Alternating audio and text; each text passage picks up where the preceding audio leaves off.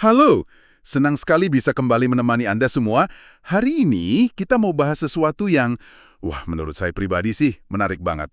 Kita bakal kupas tuntas bab 14 dari buku Humankind-nya Rutger Bregman. Fokus kita ke konsep Homo Ludens, itu loh, manusia sebagai makhluk bermain. Sumbernya jelas ya, buku Humankind ini, yang isinya tuh berani banget nantang pandangan sinis soal sifat dasar manusia. Nah, misi kita kali ini simpel aja, kita mau bongkar kenapa sih bermain itu krusial banget buat kita. Kok bisa aktivitas sepenting ini malah makin hilang di dunia modern yang serba target? Dan nanti kita juga intip contoh kerennya, sekolah Agora di Belanda. Siap ya buat lihat pendidikan atau mungkin hidup kita dari sudut pandang baru? Oke, kita mulai aja yuk. Iya, bab ini memang bikin mikir ya. Rasanya kayak diajak berhenti sebentar, terus nanya lagi ke diri sendiri. Bener nggak sih cara kita belajar selama ini, cara anak-anak tumbuh, bahkan soal kebahagiaan kita sebagai orang dewasa? Dan ini bukan sekedar nostalgia masa kecil loh ya. Ini lebih dalam. Kayak menggali lagi potensi kita sebagai manusia yang mungkin ya ketutup sama rutinitas dan tekanan zaman sekarang. Kita diajak mikir ulang, apa sih sebetulnya manusia itu? Betul banget. Coba deh kita perhatiin aja sekitar kita. Anak-anak sekarang jadwalnya, ampun deh, padat banget ya. Pagi sekolah, siangnya ada les ini, sorenya les itu, malam masih ngerjain PR. Belum lagi persiapan ujian, latihan olahraga yang terjadwal rapi. Kayaknya, hampir nggak ada waktu buat mereka sekedar, ya main gitu aja. Main bebas, tanpa tujuan, tanpa diarahin orang dewasa. Bregman juga nyorot ini di bukunya. Ada penurunan waktu main bebas anak-anak sejak tahun 80-an.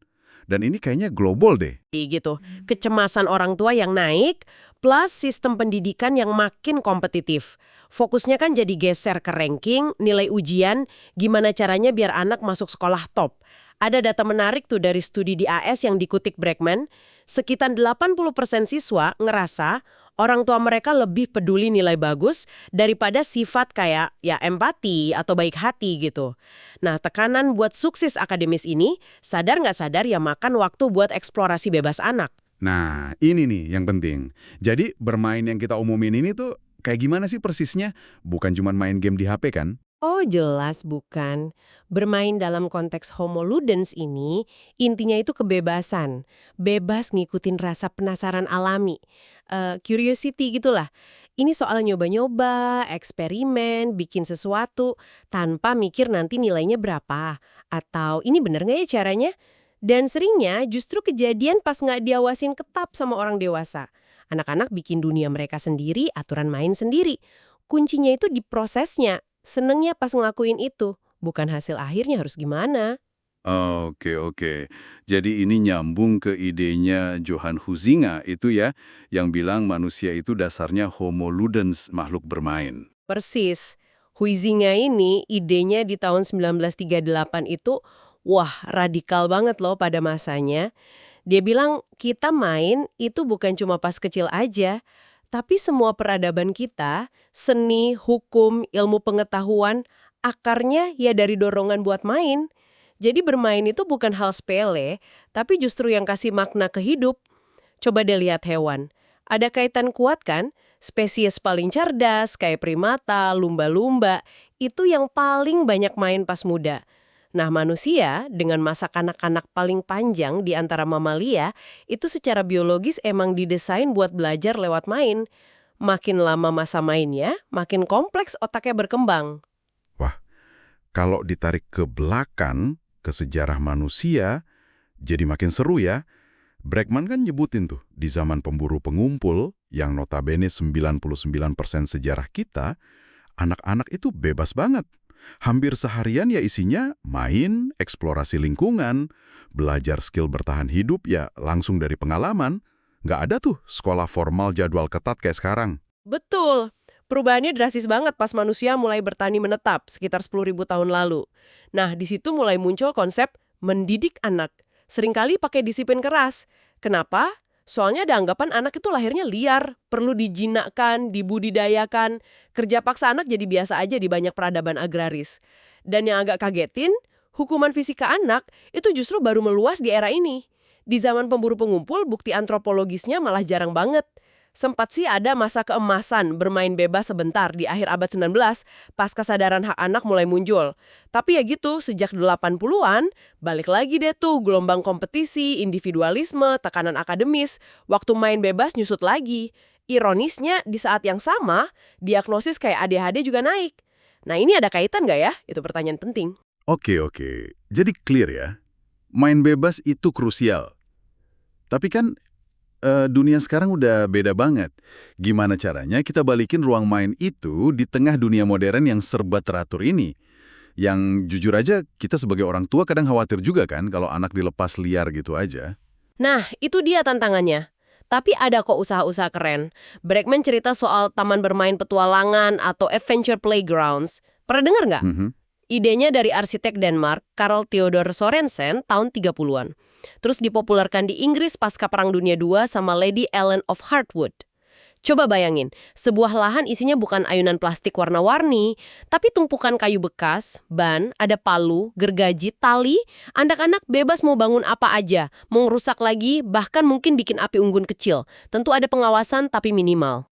Hah, palu, gergaji, api. Wah, kedengarannya agak bikin deg-degan ya buat standar keamanan sekarang. Langsung kebayang potensi celakanya. Iya, reaksi pertamanya pasti gitu. Tapi justru di situ poinnya. Konsep ini sering disebut juga risky play, bermain yang ada resikonya tapi terukur. Dan riset-riset terbaru, kayak tinjauan sistematis yang dikutip Bregman, malah nunjukin banyak banget manfaatnya loh. Anak-anak yang dikasih kesempatan main dengan sedikit resiko fisik, ini ternyata belajar banyak hal penting. Ukur kemampuan diri, ngelola rasa takut, mecahin masalah, kerjasama, motorik kasar halusnya keasah. Dan yang paling penting, ngebangun resiliensi, daya lenting. Mereka jadi lebih pede dan tahu batas diri. Ternyata, terlalu ngelindungin anak dari semua resiko malah bisa bahaya juga buat jangka panjangnya. Iya sih, masuk akal. Belajar ngelola resiko kan emang skill hidup ya. Nah, itu kan di luar ruangan ya, taman bermain petualangan itu. Bisa nggak sih semangat bebas eksplorasi ini dibawa masuk ke dalam institusi yang paling identik sama keteraturan? Sekolah. Pertanyaan bagus. Dan jawabannya ternyata bisa. Nah, disinilah kita ketemu contoh paling gila yang dibahas Bregman, Sekolah Agora di Roermond, Belanda. Pendirinya Chef Drummond, dia itu seniman yang jadi pesek. Dia punya pertanyaan mendasar gini, kalau anak itu fitrahnya belajar lewat main dan eksplorasi, kenapa sekolah kita malah kebalikannya? Penuh paksaan, kaku. Kenapa nggak kita desain ulang aja sekolah biar sejalan sama cara belajar alami manusia? Agora ini emang kedengarannya beda banget ya. Bisa diceritain lebih detail nggak? Gimana sih rasanya belajar di sana? Nggak ada kelas, nggak ada mapel, nggak ada PR, nggak ada ujian. Terus mereka ngapain aja seharian? Coba bayangin gini, satu gedung sekolah, tapi tembok-tembok antar kelasnya dibongkar. Jadi satu ruang besar terbuka gitu. Di dalamnya ada anak-anak umur 4-18 tahun, campur aduk, belajar bareng. Nggak ada tuh kelas 1, kelas 2 berdasarkan umur. Nggak ada guru nerangin di depan sesuai jadwal. Gantinya, tiap anak ngerjain tantangan atau challenge mereka sendiri. Dan tantangan ini murni muncul dari rasa ingin tahu si anak. Tantangannya bisa apa aja gitu. Apa aja? Benar-benar bebas. Misal ada anak lagi penasaran soal lubang hitam, ya udah tantangannya riset soal itu. Ada yang pengen bikin game, ada yang mau belajar bahasa Jepang gara-gara suka anime, ada yang mau bangun robot, ada yang mau bikin acara amal, ada yang tertarik sejarah Romawi, ada yang mau belajar ternak lebah. Pokoknya semua difasilitasi. Filosofinya Agora tuh kayak niru dunia nyata. Kita kan belajar pas kita butuh, bukan dijejalin info terus-terusan. Tujuannya yaitu numbuhin motivasi intrinsik, belajar karena emang senang dan pengen tahu, bukan karena disuruh atau ngejar nilai. Terus peran gurunya gimana dong kalau nggak ngajar di depan? Jadi apa mereka... Nah ini yang krusial banget berubah. Di Agora, guru itu disebutnya coach, pelatih. Tugas mereka bukan lagi jadi sumber utama ilmu, tapi fasilitator. Mereka bantu anak ngerumusin tantangannya apa, bantu cari sumber belajar, bisa buku, internet, bisa ngundang ahli dari luar, atau malah belajar dari teman sendiri. Mereka bantu kalau anak mentok, bantu refleksi juga. Jadi lebih kayak pendamping pribadi gitu buat tiap anak. Ngawal perjalanan belajar unik mereka. Fokusnya bukan kamu tahu apa, tapi kamu gimana cara belajarnya dan gimana kamu ngatasin masalah. Ini, Wah, kontras banget ya sama sekolah biasa yang kadang rasanya kaku banget. Saya jadi ingat konsep institusi totalnya Erving Goffman yang disebut juga di buku ini. ITER, panti jompo, dan ya sekolah asrama tradisional yang super terstruktur. Ciri khasnya apa? Semua diatur satu otoritas, kegiatannya seragam terjadwal, hierarkinya jelas, aturannya banyak. Nah, Goffman nemuin di tempat kayak gini, perilaku negatif kayak bullying itu cenderung subur. Kenapa? Ya karena kaku, ada persaingan status, kurang ruang buat jadi diri sendiri. Ingat novel Lord of the Flies? Itu kan inspirasinya dari pengalaman penulisnya di sekolah asrama Inggris yang kaku. Atau contoh kecil, di panti jompo kadang ada kasta cuma gara-gara siapa jago main bingo. Sementara di Agora, karena strukturnya cair gitu ya, anak-anak campur umur dan kemampuannya, terus nggak ada persaingan nilai, katanya bullying hampir nggak ada ya. Iya betul, laporan dari Agora bilang gitu, kasus perundungan minim banget, soalnya nggak ada tekanan buat jadi sama atau lebih baik dari yang lain dalam ukuran yang sempit. Beda minat, beda kecepatan belajar, beda umur, itu dianggap biasa aja malah jadi kekuatan.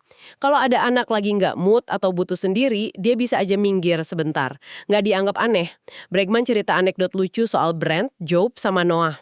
Si Noah ini masuk Agora dari jalur vokasi yang kalau di sistem biasa kan dianggap kurang pintar. Tapi di Agora dia malah pede banget ngajarin temennya yang dari jalur akademis soal manajemen proyek. Karena dia punya pengalaman langsung. Ini nunjukin banget gimana lingkungan bisa ngubah dinamika sosial. Gila sih ini. Bener-bener ngebalikin asumsi kita soal pendidikan ya. Kalau dipikir-pikir lagi, fenomena waktu main hilang dan dominasi struktur kaku ini kan nggak cuma di sekolah ya. Di dunia kerja juga sering gitu kan. Fokus ke KPI, target, efisiensi, sampai kadang ya lupa esensi kerjaannya apa. Persis. Ada paralelnya di situ. Menyusutnya ruang main dan otonomi belajar ini jalannya barengan sama terkikisnya motivasi intrinsik di banyak area hidup modern. Kita jadi sering ngelakuin sesuatu karena harus, karena imbalan luar, gaji, nilai, pujian, bukan karena benar-benar suka atau ngerasa itu penting. Bregman ngutip psikolog Brian Soughton Smith. Ini dalam banget katanya. Lawan dari bermain bukanlah bekerja. Lawan dari bermain adalah depresi. Wow, itu dalam banget. Lawan dari bermain adalah depresi. Iya kan? Dan kalau kita lihat data global, WHO kan bilang depresi itu salah satu beban penyakit terbesar di dunia. Mungkin ya, ini mungkin ada hubungan antara cara kita ngedesain sistem pendidikan dan kerja kita yang sering minim ruang buat main, eksplorasi, otonomi, sama krisis kesehatan mental dan krisis makna hidup yang banyak dialami orang sekarang. Kita terlalu fokus sama pertumbuhan, pencapaian, angka-angka, sampai lupa nanya. Buat apa sih ini semua? Jadi, balik lagi ke Homo Ludens, bab ini kayak ngingetin kita, weh, jangan lupa fitrah lo sebagai makhluk bermain. Ada kutipan Ivan Illich juga yang keren, sekolah adalah agen iklan yang bikin kamu percaya, kamu butuh masyarakat kayak sekarang ini. Seolah-olah sistem yang ada sekarang ini, ya satu-satunya pilihan. Padahal, contoh kayak Agora ini nunjukin, ada loh alternatif lain. Mungkin ini yang Bregman sebut pendidikan 0.0. Kayak usaha balik ke akar cara belajar manusia yang alami, kayak zaman dulu, tapi pakai alat modern. Bener banget, intinya bab ini tuh argumen kuat kalau bermain itu bukan cuma buat anak kecil atau selingan iseng. Bermain itu fondasi. Fondasi buat belajar, kreativitas, inovasi, resiliensi, bahkan mungkin kebahagiaan dan makna hidup. Ini tantangan langsung ke model pendidikan dan kerja yang dominan, yang sering banget dasarnya kontrol, kompetisi, dan motivasi dari luar. Jadi, setelah kita bongkar semua ini, artinya apa nih buat kita semua yang dengerin? Jelas, ini bukan cuma soal gimana ngurus anak atau bikin sekolah ideal ya. Ini lebih luas. Ini soal gimana kita sebagai individu, sebagai masyarakat, bisa nyiptain lebih banyak ruang buat bermain. Dalam arti luas ruang buat eksplorasi, penasaran, otonomi, motivasi dari dalam di hidup kita sehari-hari. Gimana caranya biar hidup lebih utuh? Gitu ya? Tepat sekali. Dan mungkin ya sebagai pemikiran penutup aja buat Anda bawa pulang, buat direnungin, pertanyaan kunci dari semua ini sebenarnya bukan lagi soal apakah anak-anak atau kita bisa belajar dan tumbuh dengan kebebasan. Sejarah panjang kita dan contoh kayak Agora udah kasih jawaban. Ya, bisa banget. Pertanyaan yang lebih nusuk adalah apakah kita sebagai orang tua, guru, pemimpin, masyarakat punya berani nggak buat ngasih kebebasan itu? Apa sih yang sebenarnya nahan kita? takut, kebiasaan, sistem yang udah nyaman gini. Apa jadinya kalau masyarakat kita benar-benar ngerangkul sisi homo ludens ini? Struktur apa aja yang perlu kita ubah? Atau minimal kita longgarin dikit? Mungkin mulai dari hal kecil di sekitar kita. Nah, ini pertanyaan besar. Gimana kita bisa mulai?